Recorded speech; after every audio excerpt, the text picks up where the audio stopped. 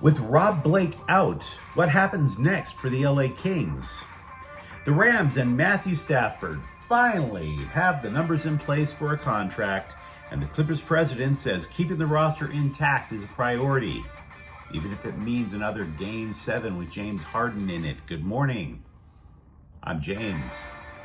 And this is your daily dose of sports and snark for the greatest sports city in the world, Los Angeles. This is the faithful Angelenos Morning Report. It is May 6, 2025. We are back in Portland for work with our half-star accommodations, which is really quite lovely. But we also, on the plus side, added multiple new subscribers to the Angeleno Familia yesterday. Thank you for getting in on the ground floor. We're going to do our best to keep you informed. And if you'd like being to know about LA sports, click and clack the like button. Click and clack the subscribe button.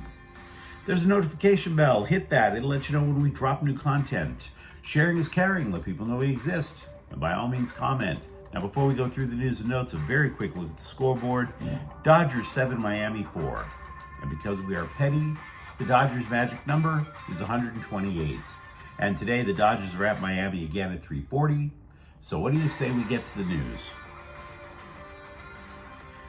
You might recall yesterday we posted a breaking news clip from an airport. The Kings had told Rob Blake, hey, you can have your personal belongings shipped to your home. Just please leave your door badge with security.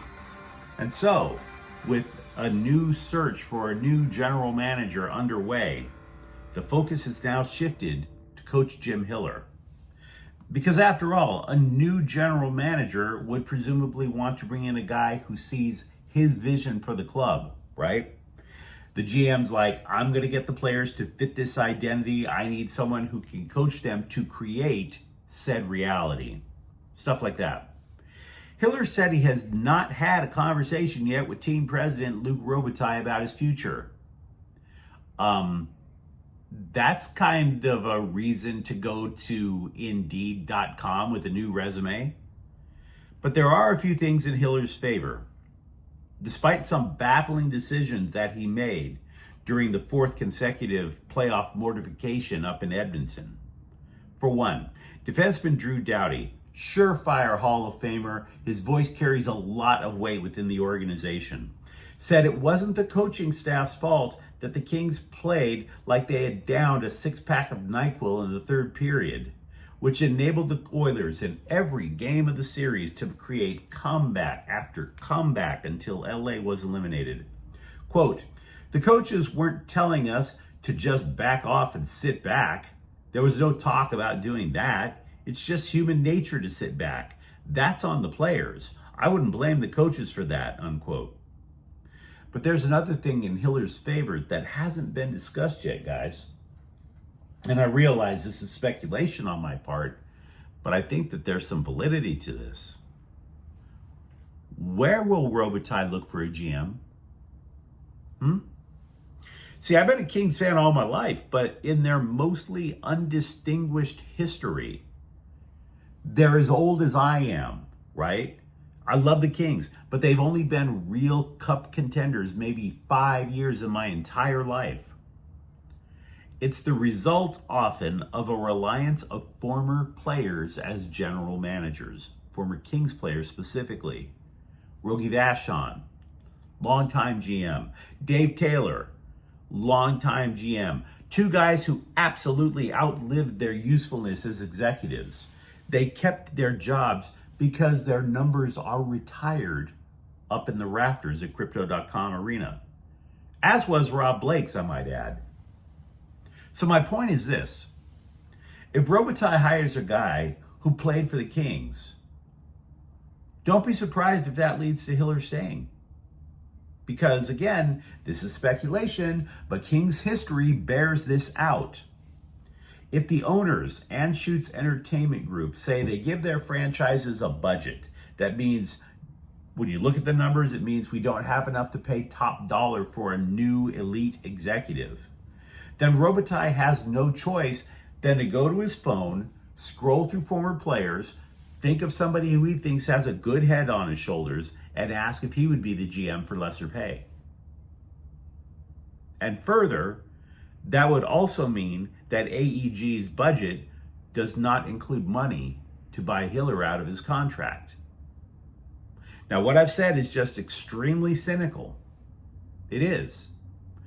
But let's not act like that's an impossibility, because King's history says otherwise. On the plus side for the Kings, forward Adrian Kempe said he wants to remain in LA, quote, as long as possible, unquote. Kempe, now in his physical prime, he's tied for the lead league in goals last season.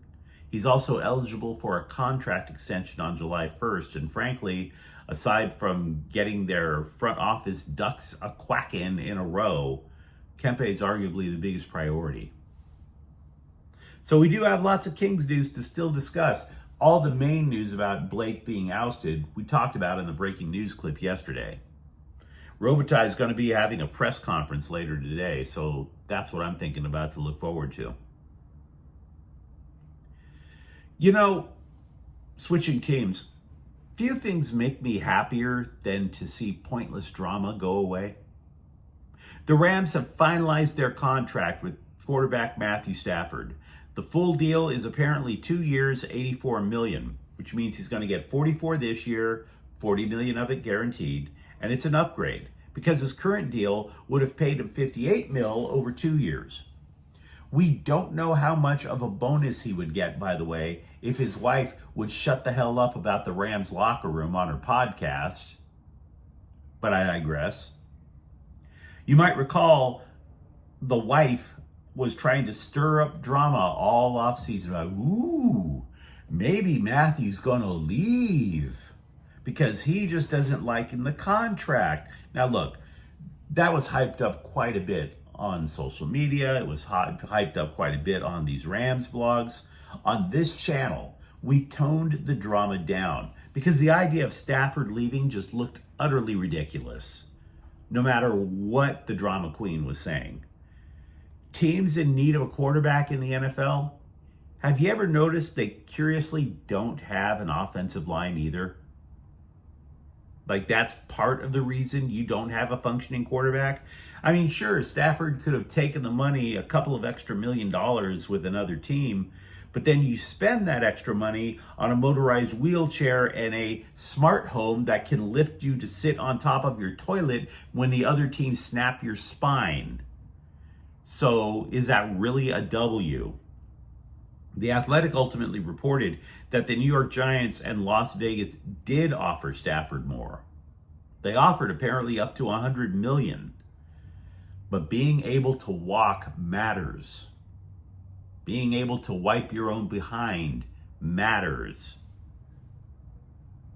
You're trying to avoid getting bed sores in middle age because you're bedridden.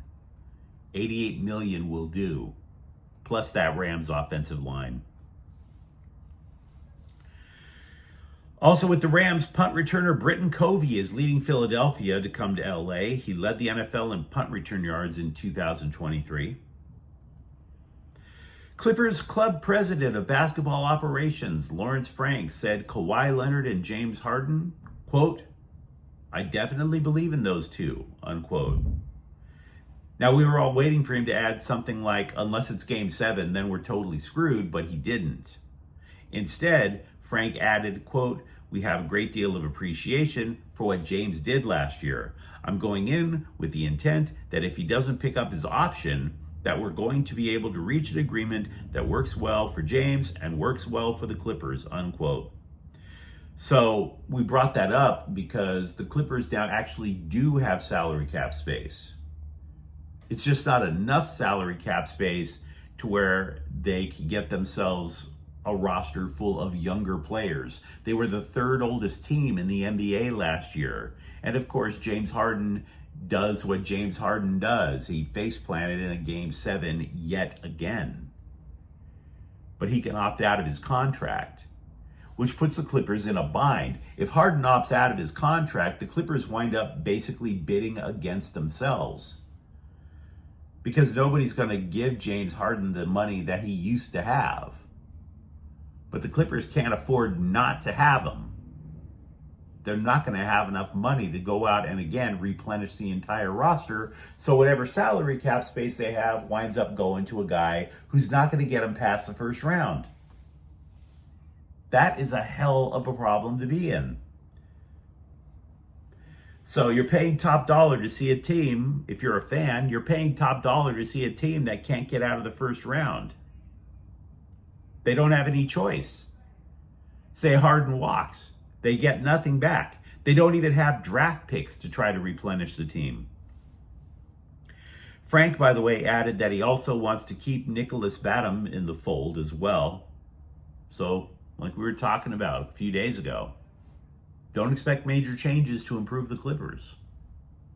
What you see with that roster is what you get. Going to the Dodgers, a quick note on last night's game. Teoscar Hernandez left with a hamstring issue. He's going to get an MRI today. Also, hitting coach Robert Van Sciolk said Michael Conforto and his 141 batting average isn't going to be anchored to the bench just yet. Quote, I don't think he's as far off as the results. Just a few habits have crept in there, unquote. Now, Dave Roberts doubled down. He said he thought about giving the former All-Star a day off to decompress, but you know what? Maybe the coach is right. Quote, it's the mental trying too hard. Then it's the pitch selection because of the anxiousness, and that causes some mechanical flaws. I think he's a little around the baseball. The work is good. I trust him as a player. I do. Unquote. Now, there may be a player who might get a turnaround, or it might be a fluke. Max Muncy is sporting a new look. He's wearing glasses. It's the latest move in trying to get the guy to hit better.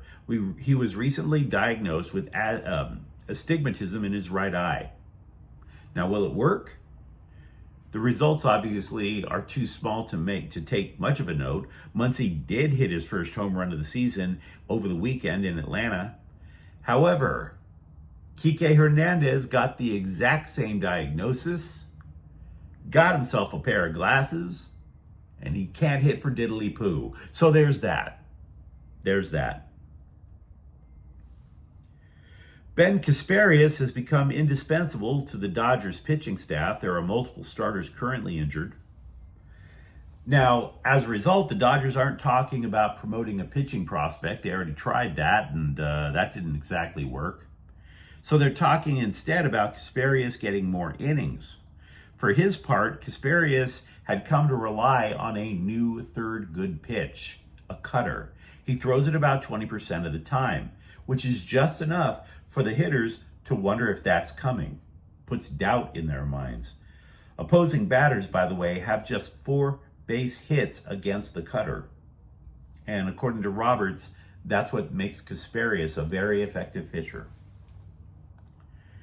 Speaking of pitchers, the Dodgers have moved Clayton Kershaw's upcoming rehab workout to today at Camelback Ranch in Arizona. Because, of course, you can only take so much rehab in Oklahoma before you realize you're in Oklahoma and you want to hurt yourself. The Orange County Register notes that this move, if it lines up with the remainder of his rehab starts, would mean he would be okay to pitch as soon as May 18th, which, by the way, is when he'd be eligible to come off the injured list. Former Dodger pitcher Ross Stripling has retired. The dude pitched 13 years in the majors with 4 teams, 5 of them in LA. He also was part of the 2017 that reached the World Series before the Houston Astros cheated their way to a title. Today is potentially a major development for LAFC. The Court of Arbitration for Sport will rule today on whether Liga MX club Leon can be included in this year's FIFA Club World Cup. Here's the issue. Leon is owned by a dude who owns another team that's already in the cup. Conflict of interest. So if the court tells Leon they can't play, then LAFC will have an opportunity to take their place in the 32-team worldwide tournament. However, they would have to play in to get that honor. The black and gold would have to beat Liga MX Power America in a play-in game. But you let me know what you think in the comments thread. Talk to me, for example, what do you see Rob Blake's replacement being, and for that matter, the future of Coach Jim Hillsr? And are you as relieved as I am that Matthew Stafford can finally just sit back, play quarterback, and walk after he retires? And if you enjoyed the content, don't forget to subscribe to Faithful Angelenos. We're talking LA sports every single day here. Thank you for watching. I'm James. We'll be back tomorrow. Faithful Angelenos is a Conforto El Queso production. Take care.